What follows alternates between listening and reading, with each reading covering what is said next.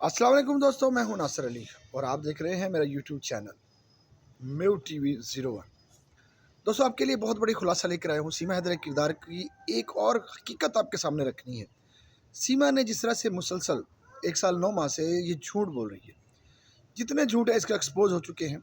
चाहे वो गुलाम हैदर के लिए कहा हो, चाहे वो पाकिस्तान के ख़िलाफ़ कहा गया हो, या मज़हब इस्लाम के लिए कहा गया, ये तमाम चीज़ें एक्सपोज कर चुके हैं। हम बार बार आप लोगों को बता चुके हैं सीमा का हिंदुस्तान जाने का मकसद क्या था।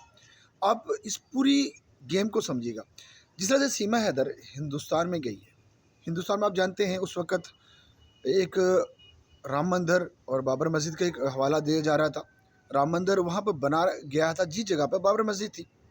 बाबर मस्जिद को शहीद कर कर वहाँ पर राम मंदिर बनाने के लिए रख दिया गए थी, बुनियादें रख दी गई थी। आप जानते हैं सीमा हैदर के किरदार के अंदर इसको इस्तेमाल किया जाना था मज़हब कार्ड के तौर पर। आप जानते हैं शुरू से एपी सिंह ने पूरी तवज्जो के साथ पूरे हर हाल को अपने पूरे पूरे अपनी तवानाई को तमाम एजेंसियों के साथ मिलकर ये बात साबित करने की कोशिश की गई थी कि मुसलमान नऊज़ किसी तरह टेररिस्ट है। सीमा हैदर के किरदार को सिर्फ और सिर्फ इस मकसद के लिए गए थे। आप जानते हैं हिंदुस्तान के अंदर कमो पेश पाकिस्तान जैसे ही जितने पाकिस्तान के अंदर आबादी है मुसलमानों की, उतनी ही हिंदुस्तान के अंदर भी मुसलमानों की संख्या है। इसमें कोई शक नहीं है, वो हिंदुस्तानी है और मुसलमान है। दूसरा, ये बाबर मस्जिद को शहीद करते वक्त कुछ तलाखियाँ भी हुई, कुछ आपस में उनकी मुठभेड़ भी हुई। उस मुठभेड़ को लेते हुए एपी सिंह ने पूरा मज़हब कार्ड खेला, क्योंकि आप जानते हैं हिंदुस्तान के दरमियान में पाकिस्तान और हिंदुस्तान के ताल्लुकात इतने बेहतर नहीं हैं। यहाँ पर यही सवाल था। एपी सिंह ने उसका पूरा लाभ उठाया, पूरी तरह से उसको लाभ उठाया और बाबर मस्जिद को शहीद कर कर उस जगह पर राम मंदिर बनाने के लिए पूरी हुकूमत ने अपना इंटरेस्ट दिखाया।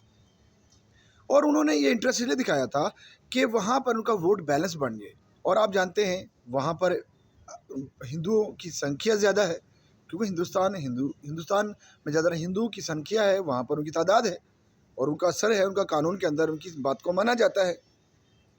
और अब मौजूद जो हुकूमत होती है वो भी तकरीबन हिंदुओं की बनती है। इस वजह से मोदी जी ने जो वहाँ पर राम मंदिर की जगह मुख्तस की थी, वो बाबर मस्जिद को शहीद करके बनाई गई थी।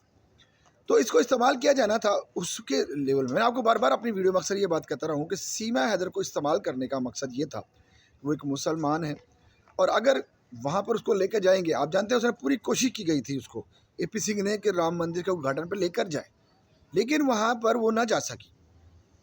उसको इस्तेमाल करना था क्योंकि उसके ऊपर जाँच एजेंसियाँ बैठ गई थी, क्योंकि हमारा बार बार यही बात कहना कि वहाँ पर कोई तहजीबकारी ना हो जाए।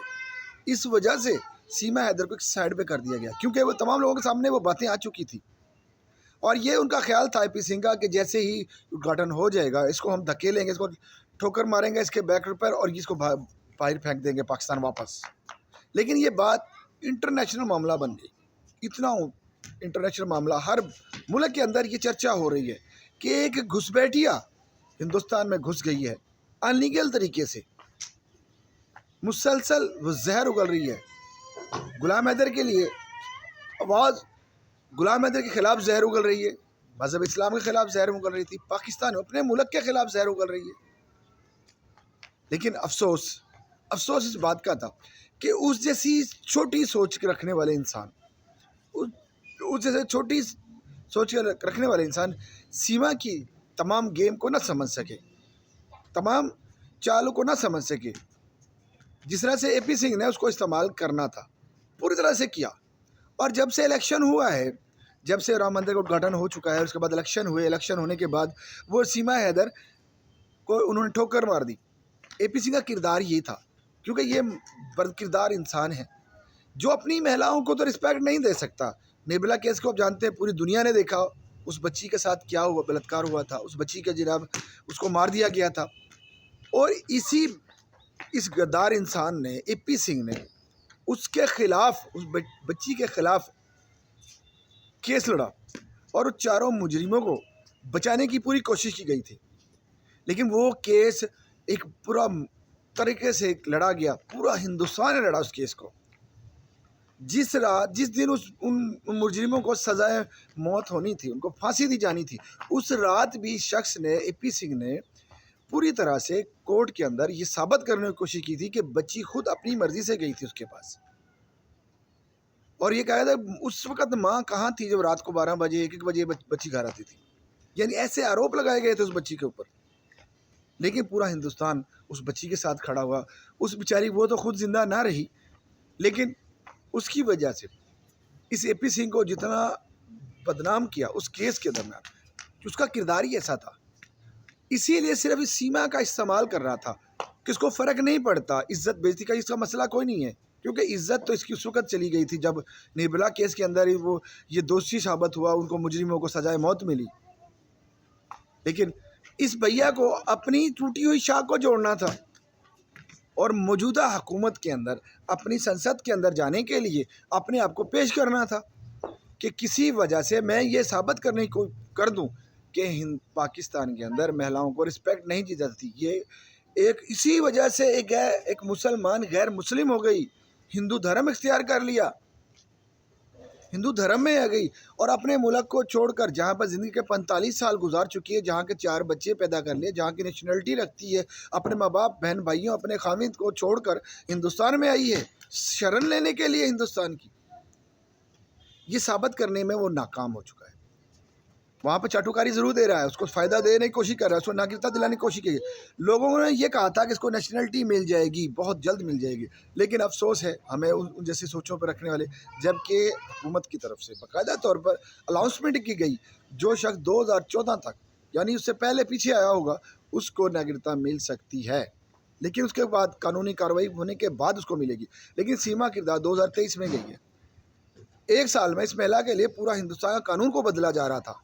तो क्या हिंदुस्तान का कानून, जो वहाँ की तादाद है, वहाँ पर हिंदू समाज के मुताबिक या हुकूमती लेवल के लोग एक सीमा के लिए कानून को बदल देंगे, एक सीमा को नागरिकता दिला देंगे? बाकी इतने लोग कमोपेश पाकिस्तान से जा चुके हैं, तकरीबन 40,000 से कमोपेश वहाँ पर अफराद आज से बहुत अरसे पहले, 140 साल हो चुके हैं इसके केस को, वो गए हुए पाकिस्तान से। उनको हालांकि वो हिंदू हैं और वो वहाँ पर बैठे हुए हैं और वहाँ पर उनको आज तक नेशनलिटी नहीं मिली। इस महिला के लिए कैसे नेशनलिटी मिल जाएगी? इसको कैसे वहाँ पर प्रमोट किया जाएगा? कैसे इसको देखा जा रहा था?